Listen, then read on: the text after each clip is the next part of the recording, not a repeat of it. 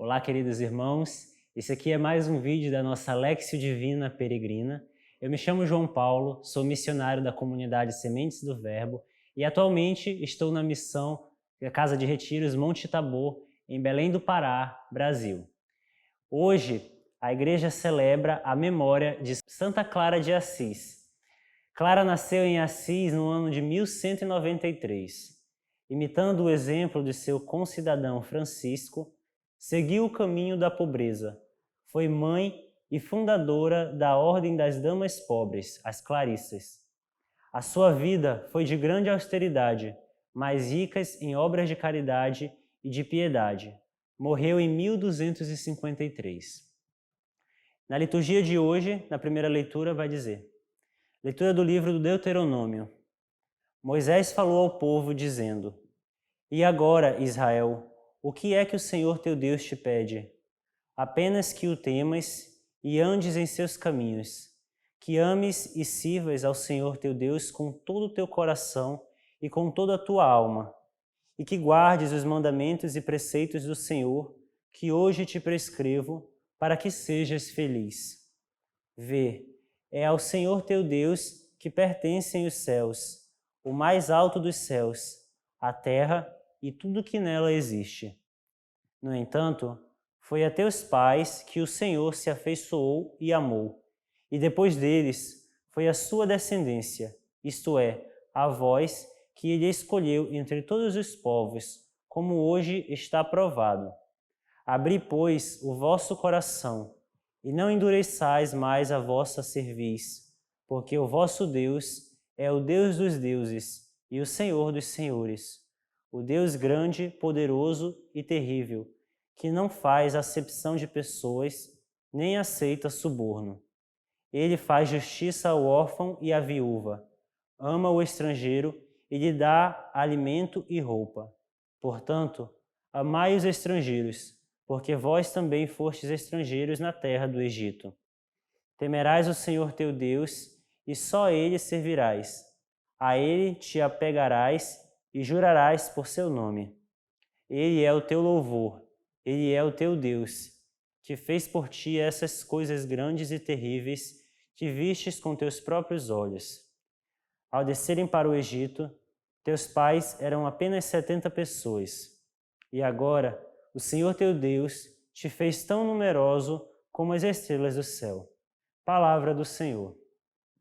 Então, irmãos, como podemos ver nessa primeira leitura, vemos essa grande figura do Antigo Testamento que é Moisés, né? Um escolhido, um eleito por Deus por uma missão que o Senhor o confia, que aqui é a missão de retirar o povo que vivia em cativeiro, que vivia em escravidão no Egito, e conduzi-los para a terra prometida, para a terra a qual o próprio Senhor preparava para eles. E nesse caminho a gente vai percebendo tudo aquilo que o povo vai vivendo de idolatrias, de murmurações, de desânimos, de cansaços, e cabe a Moisés ser esse que levanta o ânimo, que levanta, que encoraja novamente os israelitas, o povo de Israel. E Moisés aqui vai fazer um discurso preparando esse povo, preparando seu coração para estarem já prontos, né, para entrar nessa terra prometida. E aqui ele vai dizer aquilo que é a base, o grande mandamento, que é o que Deus nos pede, que é amar a Deus de todo o coração e de toda a alma. E é interessante porque aqui na palavra vai dizer: é isso que eu peço, apenas que o temas e andes em seus caminhos, que ames e sirvas ao Senhor teu Deus com todo o teu coração e com toda a tua alma. E aqui é bonito porque nós podemos ver que Deus ele não nos pede muitas coisas, né? Ele nos pede algo que é de suma importância, é o máximo que nós podemos dar, que é o nosso coração, que é o nosso amor por Ele, que nós o amemos e caminhemos nos caminhos que Ele tem preparado para nós. Interessante também dizer que aqui nessa leitura, o próprio Senhor, né, na figura de Moisés, já reconhece que o homem só é feliz de verdade, só é capaz de alcançar a felicidade que tanto almeja quando segue o Senhor, quando faz aquilo que o Senhor o pede, quando o ama de verdade. Então nós vemos hoje tantas pessoas que buscam essa felicidade nas coisas erradas, nos ídolos, nos projetos de vida, nos prazeres, mas que tenham no coração que de verdade só Deus é capaz de preencher, né, com a verdadeira alegria, né, os seus corações. Uma outra coisa que Moisés também faz aqui no final da leitura é relembrar o povo de Israel todas as obras grandiosas que ele fez com eles nesse grande percurso de 40 anos caminhando pelo deserto. E aqui hoje é o Senhor que te chama, que me chama e chama você também a relembrar quais foram as grandes obras, as obras grandiosas que o Senhor fez por ti, que fez por nós, né? Foi uma cura? Foi uma conversão? Foi um milagre? É sempre bom, irmãos, nós fazermos memória, né? Relembrarmos esses acontecimentos, essas carícias, esses carinhos que Deus teve conosco, essas obras grandiosas, para que nós não nos esqueçamos de que nós somos conduzidos por Deus e de que Deus é a nossa verdadeira esperança e para assim nós não nos desanimarmos no caminho. No Salmo vai dizer: glorifica o Senhor, Jerusalém. Ó Sião, canta louvores ao teu Deus, pois reforçou com segurança as tuas portas, e os teus filhos em teu seio abençoou. A paz em teus limites garantiu, e te dá como alimento a flor do trigo. Ele envia suas ordens para a terra, e a palavra que ele diz corre veloz. Anuncia a Jacó sua palavra, seus preceitos, suas leis a Israel. Nenhum povo recebeu tanto carinho, nenhum outro revelou os seus preceitos. Então o salmista hoje vai nos convidar a glorificarmos o Senhor. E a palavra glorificar aqui, Santo Agostinho já vai nos dizer que pode ter três palavras-chave, né, que podem nos ajudar a compreender o que significa glorificar, que é reconhecer, adorar e dar graças. Né? Reconhecer, ao glorificar a Deus, eu reconheço quem é a figura de Deus na minha vida, o que Ele fez por mim, todas as obras grandiosas que já fez. Adorar é dar a Ele o devido culto, o culto que Ele merece.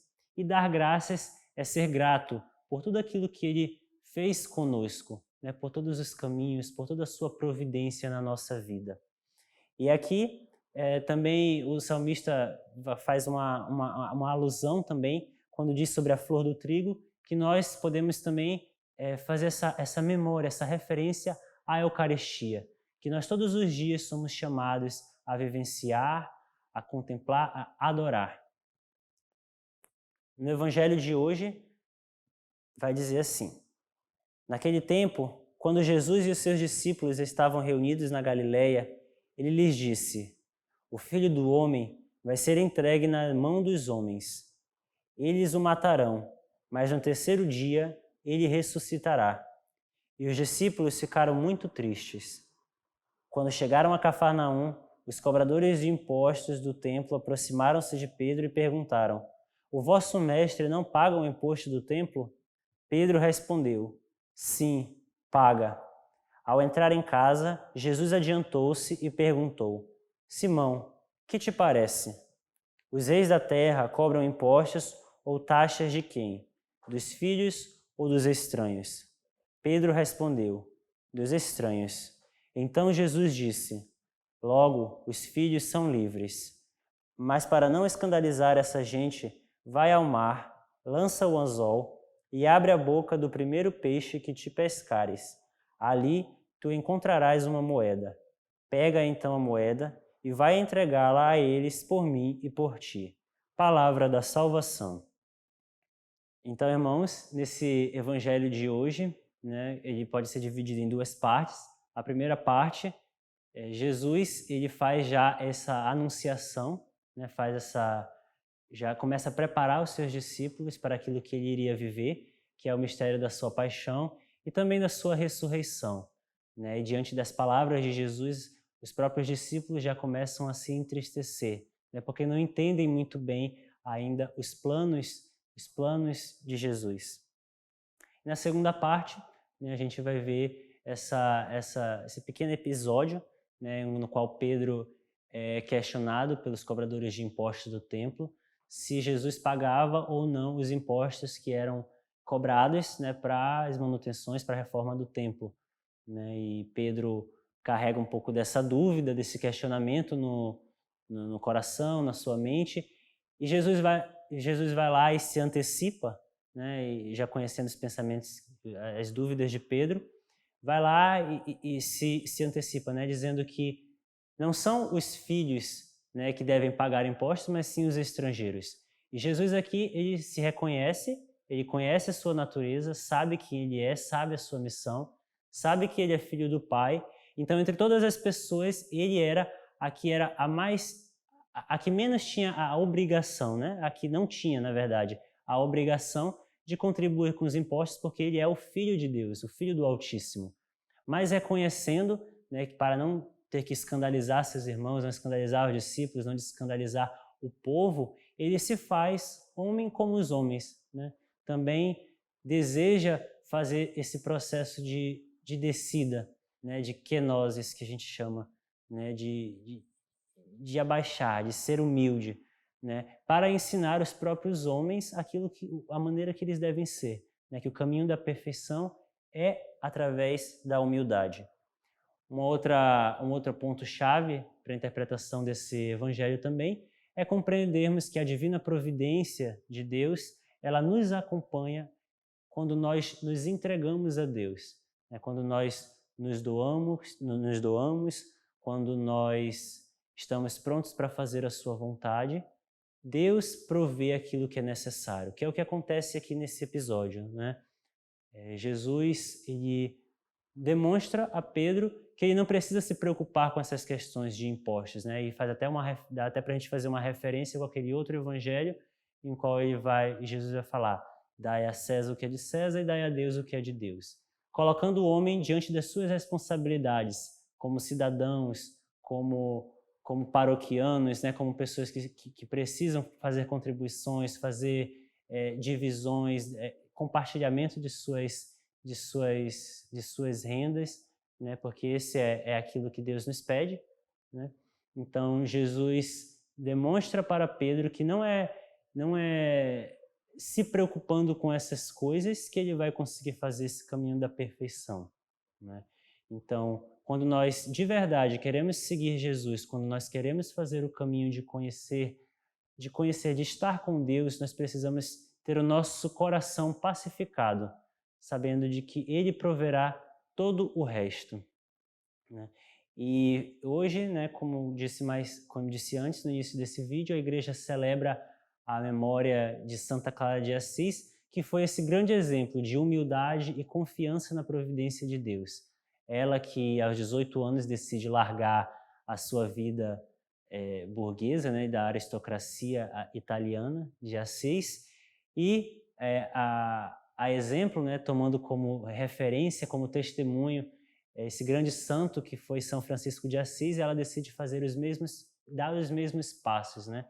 Seguir a Cristo na mesma radicalidade que Francisco, né? Não se apegando aos seus bens materiais, mas estando disposta a dar tudo pelo tudo, dar tudo por Jesus, dar tudo para Deus, né? Então, que hoje nós possamos também viver, experienciar essa graça, né? De fazermos memória de tudo aquilo que Deus fez conosco até aqui, de sermos gratos, de glorificá-lo como Ele merece e também de confiar na providência divina, né? Sabendo que uma vez que nós nos entregamos a Deus, Ele não nos desampara, Ele não nos abandona.